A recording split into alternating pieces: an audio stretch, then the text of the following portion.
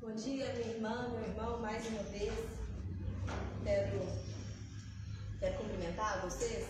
Desejar que a gente tenha um tempo agora de reflexão e que Deus nos prepare, que Deus fale comigo, fale através de mim e que cada um de nós saia daqui sabendo que a gente ouviu alguma coisa, que apesar de mim, ele falou alguma coisa, que ele fale alguma coisa ao seu coração, é o meu coração. Eu quero ler com vocês um texto que está na liturgia, não por coincidência, está na liturgia, mas eu vou ler uma versão diferente. É o texto do Evangelho segundo Mateus, capítulo 3, versículos de 1 a 12. Mateus 3, 1 a 12. A gente vai ler, e eu vou ler uma versão um pouquinho diferente da que vocês devem ter aí, e é um pouco diferente da que está no boletim também. Mateus 3, 1 a 12. Mas antes quero orar. Deus de amor está aqui diante de mim, diante das minhas irmãs e dos meus irmãos, a palavra do Senhor. E pedimos que ela se faça palavra de vida no nosso coração, no nosso entendimento. Que o Senhor traga aquilo que é mensagem para nós, para essa igreja, para as nossas vidas depois do culto. Que seja mensagem no meu coração, que traga transformação na minha vida, que traga transformação na vida das minhas irmãs e dos meus irmãos aqui, daqueles que nos assistem também, das suas casas. Em nome de Jesus nós te pedimos. Amém. Amém. Diz assim a palavra de Deus. Por esse tempo, apresentou-se João Batista no deserto da Judéia, proclamando: arrependei-vos, pois está próximo o reinado de Deus. É o que havia anunciado o profeta Isaías. Uma voz clama no deserto: preparai o caminho para o Senhor, aplainai a sua estrada. Esse João usava uma veste de pelos de camelo e cingia-se com um cinturão de couro, se alimentava de gafanhotos e de mel silvestre. Iam a ele de Jerusalém e de toda a Judéia e da região do Jordão, e se faziam batizar por ele no Jordão, confessando os seus pecados. Ao ver que muitos fariseus e saduceus iam para que os batizasse, disse-lhes: raça de víboras, quem vos ensinou a fugir da condenação que se aproxima? Dai frutos válidos de arrependimento e não penseis que basta dizer a si mesmos: nosso pai é Abraão, porque eu vos digo que dessas pedras, Deus poderá tirar filhos para Abraão. O machado já está posto à raiz da árvore, e a árvore que não produz frutos será cortada e lançada ao fogo. Eu vos batizo com água em sinal de arrependimento, mas depois de mim vem alguém com mais autoridade do que eu, e eu não tenho direito de tirar-lhe as sandálias. Ele vos batizará com o Espírito Santo e com fogo. Já empunha a pá para limpar a sua eira. O trigo o recolherá no celeiro e queimará a palha no fogo, que não se apaga. Palavra do Senhor. Amém. Graças a Deus. A gente tem hoje velas sobre a mesa, toalhas roxas. A liturgia, não por acaso, trouxe o mesmo texto que eu. A vela que está acesa, as duas que estão acesas, são diferentes da que vai ser acendida no Natal. São roxas, assim como a cor que está aqui e a cor que está ali na mesa. Chamam a gente para arrependimento. Chamam a gente para esse período que é muito parecido com o período da Quaresma, as mesmas coisas das toalhas da Quaresma, que falam para a gente tirar um tempo de observar, um tempo de refletir, um tempo de preparo para alguma coisa que está chegando, e essa coisa, agora no fim do ano, é o Natal. A vela também, acesa, ela tem ali um símbolo para a gente muito importante, que é esse símbolo de esperança, esse sinal de esperança, o sinal da lembrança da fé daqueles que nos ensinaram. E a gente não vai conseguir escapar hoje, então, desse tema. Não tem como a gente falar de outra coisa hoje, senão de arrependimento. Eu não disse perdão, eu disse arrependimento. Vamos para o texto. É com esse mesmo chamado que João Batista inicia a fala dele. Mas imagina, curioso, um cara que é tipicamente, na Bíblia, se você tiver que pensar, um cara esquisitão, é João Batista. O cara que tinha uma alimentação muito diferente, comia mel e comia gafanhoto, o cara que se vestia de uma forma diferente, que era tido como alguém muito pouco acreditado, alguém muito pouco interessante, porque era muito esquisito. Uma figura que foi desacreditada porque disseram que ele era louco, porque só pode ser louco para ficar comendo essas coisas. E que nada que fazia atraía o interesse como algo positivo, o interesse da liderança religiosa. Alguém que era simples e que para a população era muito interessante, ao contrário do que da liderança religiosa, porque diz o texto que ele atraía gente de toda a região. E aí eu me lembro, eu queria começar com isso, eu me lembro que há 2 semanas o seminarista Jonatas veio aqui nesse mesmo púlpito e ele perguntou: será que nós somos capazes de acolher as boas novas do Evangelho quando quem porta essas boas novas é alguém que é diferente da imagem que a gente tem de quem deveria trazer as boas novas? Peraí, deixa eu reformular. Será que de fato a gente escuta a mensagem, o sermão, a prédica, a mensagem do culto, quando a pessoa que traz não nos agrada ou quando a mensagem que vem não é algo muito interessante? Não é algo que soa bem nos nossos ouvidos? E a frase, o chamado de João Batista não foi bem acolhido. Eu falei, ele era um cara esquisito, era um cara que foi desacreditado, que foi chamado de louco. A mensagem que ele traz é ainda mais indigesta, porque ele chama todo mundo para arrependimento e como aqueles que se aproximam, os fariseus que vêm pedir perdão, ele chama de raça de víboras. Essa questão é tão difícil que no relato de Lucas, as pessoas vão perguntar para ele, na verdade, antes disso, no relato de Lucas, as pessoas iam perguntar para ele, tá bom, mas o que a gente devia fazer então? E ele dá essa resposta, ele fala, olha, se você tem 2 túnicas, divida. Se você tem comida que é suficiente para você e para mais alguém, divida. Para os cobradores de impostos, não cobrem impostos injustos, não cobrem além do que é devido. Para os soldados, para a força de polícia, não maltratem ninguém, não façam acusações falsas, não desejem um salário maior do que o de vocês, no sentido de não cobicem algo maior para não se corromperem, desejarem algo que está fora daquilo que vocês recebem. E parece um papo de política, né? Especialmente em 2022, parece um papo de política falar dessas coisas. Mas não é. Está lá, Lucas 3:10, esse mesmo relato, ele conta dessa forma. E aí João incomodava tanto que no Evangelho, segundo João, o relato é que os líderes religiosos ficaram completamente desconfortáveis com a mensagem de João Batista. Isso já era também um anúncio de como eles iam sentir com a mensagem de Jesus, logo na sequência. Eles ficaram tão desconfortáveis que eles mandaram que os levitas e os sacerdotes fossem até João Batista para tentar entender o que estava acontecendo. Desculpa, para tentar entender não. Para interrogar, para saber quem que era esse que se dizia lá a voz que clama no deserto.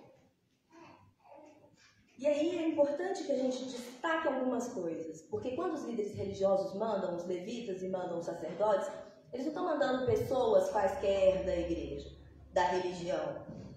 Eles não mandaram sem nenhuma pretensão, por acaso. Os levitas, eles tinham no Sinédrio, e aí é importante a gente lembrar o que é Sinédrio. O Sinédrio é como se fosse a Suprema Corte dos judeus. Eles tinham o poder para poder decidir os seus próprios problemas, é como se fosse o STF deles. Era a última instância de decisão. E aí o Sinédrio, os levitas no Sinédrio, eles tinham força de polícia. Eles eram aqueles que vigilavam e que também exerciam a força de polícia. Então eles podiam executar aquilo que o Sinédrio determinasse como sentença.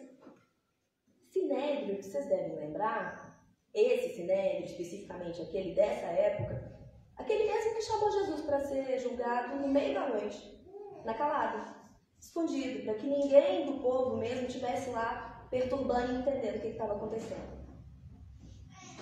Mas a gente volta então para o texto. E como que João se apresenta? Ele se apresenta como aquele que Isaías disse, que é a voz que clama no deserto. E é importante a gente ver, acho que esse é o primeiro paralelo importante da gente perceber aqui, que ele pregava e clamava no deserto, mas ele batizava no Rio Jordão. Esse movimento é muito importante.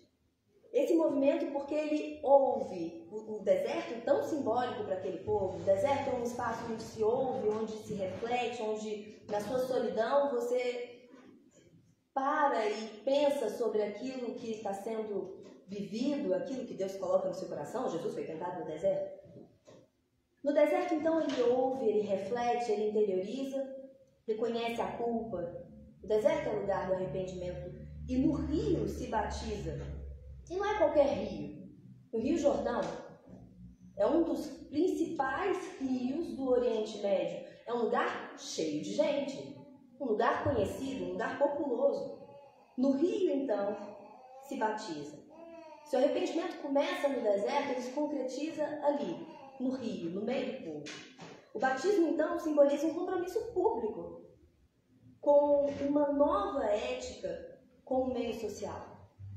Para a gente que é presbiteriano, o batismo não tem essa figura de arrependimento, como tem para os nossos irmãos batistas. Mas é importante a gente tirar uma lição disso. Porque se no vazio, na solidão, se reflete e reconhece os pecados, é publicamente que se decide mudar de atitude e ter uma postura de comportamento ético diferente. João não estava ali se dirigindo a não-judeus nessa fala. Não era uma mensagem para alguém de fora do seu povo. Ele falava para o seu povo, ele falava para os líderes religiosos da sua comunidade. Os fariseus eram os líderes religiosos da sua comunidade. São as pessoas, essas pessoas que ele chama ao arrependimento. E aí eu acho que a gente precisa entender que essa mensagem não é para fora e outras igrejas. Eu não estou aqui hoje falando sobre outras comunidades, sobre outras pessoas, e sim para nós. Nós crentes da segunda igreja e de outras comunidades. Se a gente pensar então sobre essa palavra, arrependimento, o significado dela nesse contexto bíblico vem do grego e que significa metanoia. Meta, que é o que está além, noio, mente, entendimento. Se a gente pegasse a melhor definição, seria expansão da consciência. Arrependimento é a expansão da consciência. O pastor Ariovaldo Ramos, ele diz que arrependimento, nesse sentido, é concordar com a Trindade. Olha que interessante. Concordar com a Trindade. Se arrepender é concordar com a Trindade. Mas isso não é fácil de fazer. Não é fácil concordar com Deus. A gente até acha que é. Mas é muito difícil. Isso leva a vida inteira. Concordar com Deus, e eu também soube um pouco que vai ser pregado hoje à noite, vai falar sobre santificação. Eu posso dizer que o processo de santificação leva a vida toda. Ninguém pode chegar aqui e dizer assim, não, olha só, eu concluí, estou bem, terminei, estou completamente perfeita com Deus, completamente terminei meu cursinho de santificação e está tudo certo. Não. Concordar com a Trindade leva tempo, leva uma vida toda. E a gente até concorda com a Trindade no básico, mas a gente não concorda nos detalhes. Quer ver? Vou perguntar para vocês, e aí a gente hoje vai dar uma interagida. Eu pergunto, vocês me respondem sim ou não. Se eu perguntar para qualquer crente, só Jesus é Salvador? Vocês vão responder sim. Para ser salvo, tem que nascer de novo? Sim. Tem que arrepender? Sim. Vocês estão tímidos hoje, mas assim, na minha cabeça todo mundo fala assim. Mas para ser salvo tem que se arrepender. Desculpa, para ser salvo não. É parte da nossa vivência com Deus. Exige arrependimento? Sim. Exige entregar a vida para Deus? Sim. Todo mundo responde que sim. Agora, nos detalhes, aí a gente não gosta de concordar com Deus, não. A prova disso é que se todo mundo estivesse concordando com Deus, a gente não ia ter problema na igreja, a gente não ia ter problema na sociedade, ia todo mundo viver aquele texto de uma promessa de como vai ser o reino. de um texto bíblico que a gente leu, né? O leão pastando junto com a vaca isso não é real agora. A gente às vezes até concorda com Deus para dizer, tá bom, eu entendo que essa coisa é pecado, eu não gosto muito não acho que ela deveria ser não, mas já que Deus falou que é pecado, beleza, é pecado, a gente concorda. Uma concordância meia boca. E concordar com a Trindade exige da gente o seguinte, exige que a gente reconheça, que a gente concorde, que a gente diga de verdade que a Trindade está certa no que ela pede, que a Trindade divina está certa no que ela diz, está correta naquilo que ela faz, em como ela determinou as coisas, em como ela disciplinou as coisas, os caminhos da nossa vida, da nossa sociedade, da nossa história. Concordar com a Trindade é entender que a vontade da Trindade é a única coisa fundamental no universo. É bom lembrar que Jesus começa o seu ministério falando a mesma coisa que João Batista. Ele fala, arrependei-vos dos seus pecados, porque o reino do céu está próximo. E aí, concordar com a Trindade, arrepender, nesse sentido de concordar, é uma exigência diante da iminência, da certeza, da vinda que há agora do reino. Ou seja, o reino vem e Deus vai acabar com tudo aquilo que não condiz com o reino. Ele vai botar a ordem na casa. É por isso que o texto aqui fala, ele terá na sua mão uma pá e vai limpar a sua eira e vai recolher o trigo. O que Deus está dizendo por meio de João Batista e depois nas falas de Jesus é que ele está dando uma grande chance para que todos os que estão num estado de rebelião, rejeitando tudo aquilo que vem do reino, expandam a sua consciência e venham para um estado de adoração, fazendo a vontade de Deus. E esse estado de adoração não é algo que é abstrato, que é ficar cantando louvor longe de tudo. É uma vida que combine, que caminhe junto com esse chamado para o reino. Também não é um estado de obediência. Deus não chama a gente para um estado de obediência, Ele chama a gente para a adoração porque é de cumplicidade com Deus. É de cumplicidade com a vontade dEle. Eu não me submeto mais à vontade de Deus porque aquilo me constrange e eu devo simplesmente fazer. Mas sim porque eu me entendo como parte desse reino, e parte desse reino eu caminho junto com Ele. Eu sou embaixadora desse reino. Você é embaixador desse reino. A Trindade anuncia o reino do céu, essa nova realidade que vem. O reino de Deus é a nova realidade que vem, é a última parte da história. Pelo menos da história como a gente conhece. Para fazer parte disso, a gente precisa concordar. A gente precisa expandir o conhecimento e estar de acordo com a Trindade. Se João anuncia o reino para dizer, olha, o Messias chegou, abram os olhos, acolham o Messias. Jesus fala essa mesma palavra de arrependei-vos e o reino está próximo, para dizer, o reino chegou. Ele já está aqui, mas vocês precisam prestar atenção, vocês precisam ouvir o que eu estou falando. Precisam expandir o conhecimento de vocês, precisam abrir os olhos. É como se Jesus dissesse, e isso é muito importante, é como se Jesus dissesse, o reino de Deus não é o que vocês estavam esperando. Não é a retomada política do Estado de Israel ou do Brasil.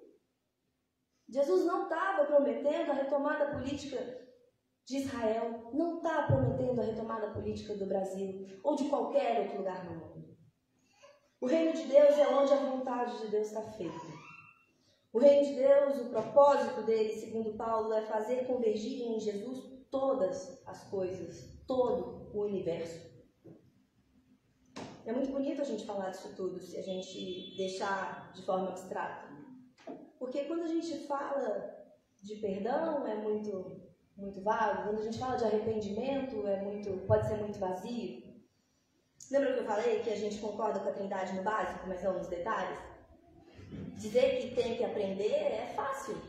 Que arrepender é fácil, mas o como fazer isso é difícil. Sabe por quê?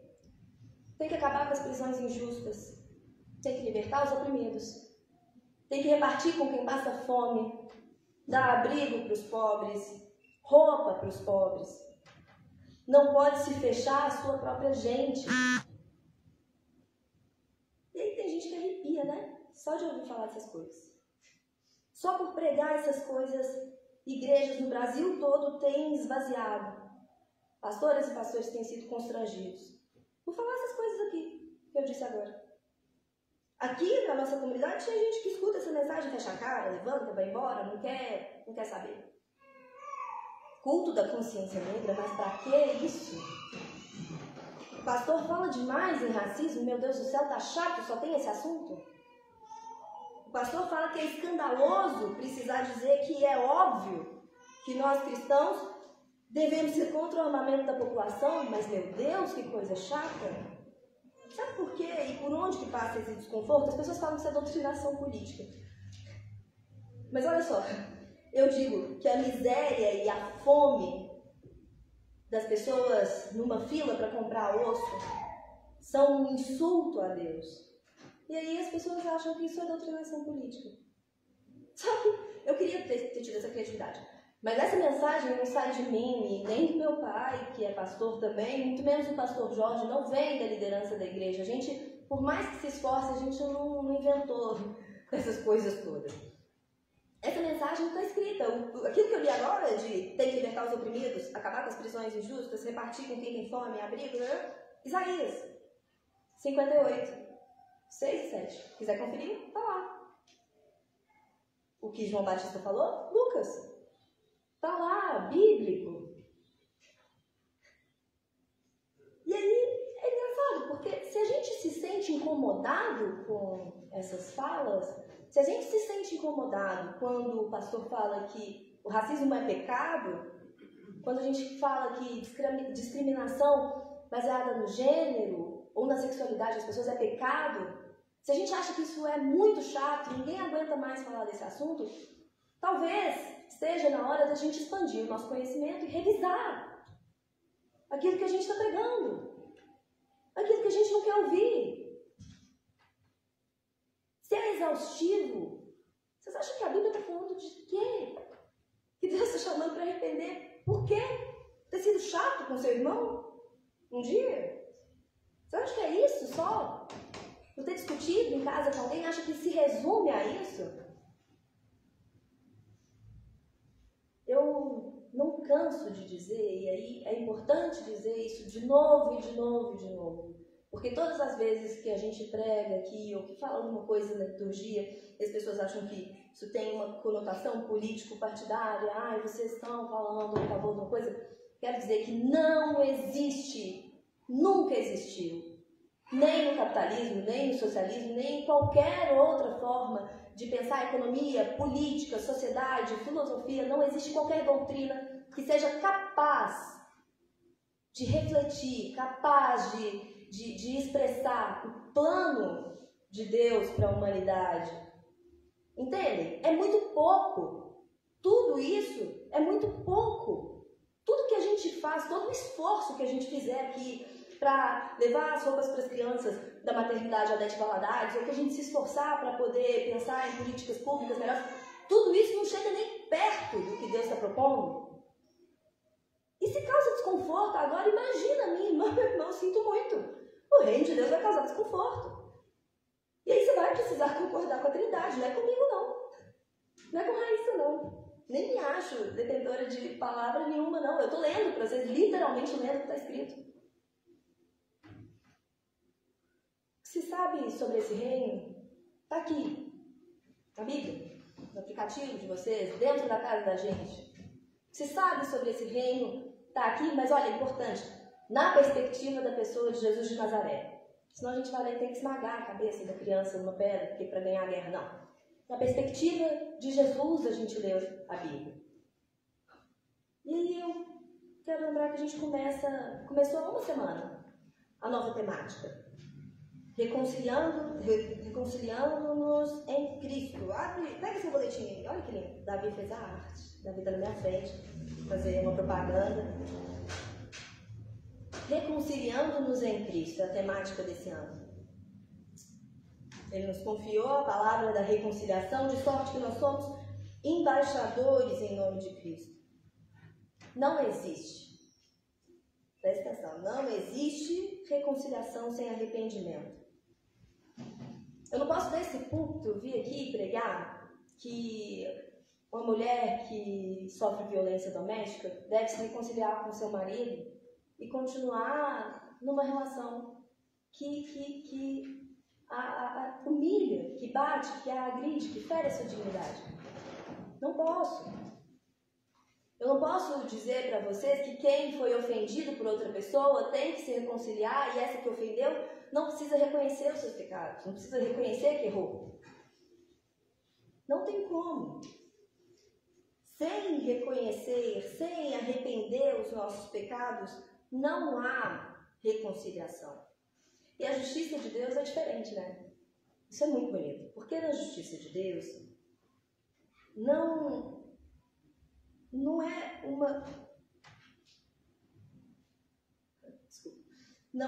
uma condenação.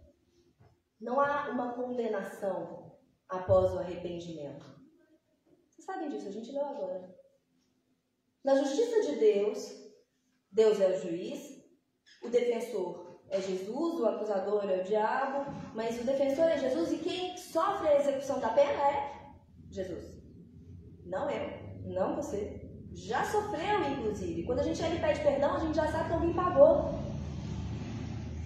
Na justiça de Deus, então, quando a gente pede perdão, isso é completamente diferente. Mas olha que fantástico. É completamente diferente de tudo que a gente conhece. Lembra que eu falei daquela dinâmica do deserto? Que no deserto a gente reconhece, mas no público se batiza?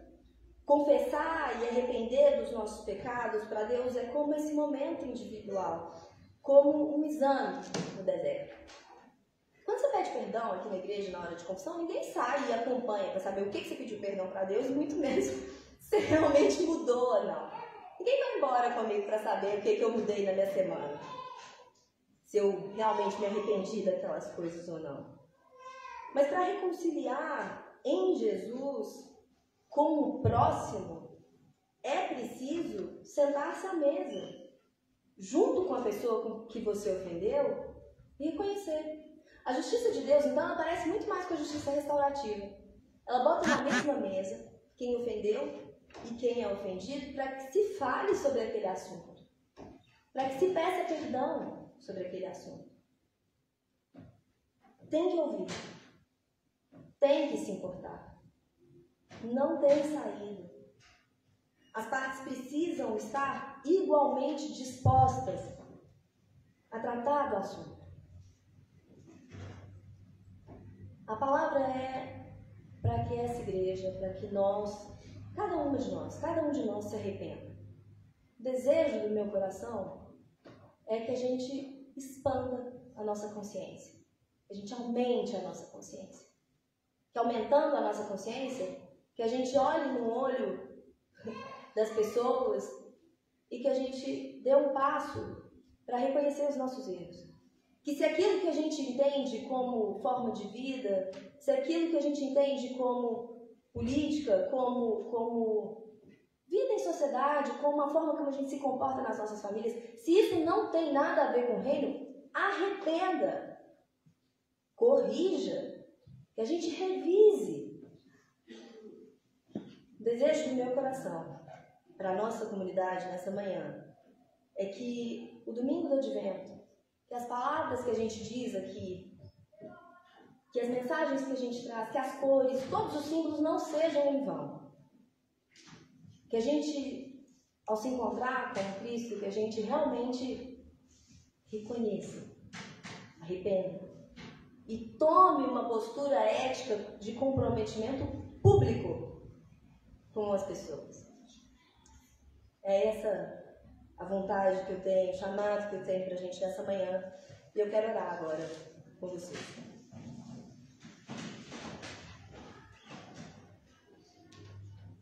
Deus de misericórdia, eu te agradeço pelo tempo que o Senhor nos permitiu estar aqui juntos, para poder refletir sobre a sua palavra. Eu peço que o Espírito do Senhor nos constranja, nos leve ao arrependimento, nos leve a concordar contigo.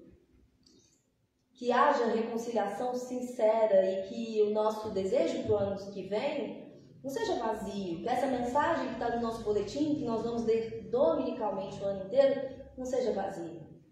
Que a reconciliação se dê de forma a restaurar aquilo que foi perdido. Que o arrependimento sincero venha e que haja perdão também.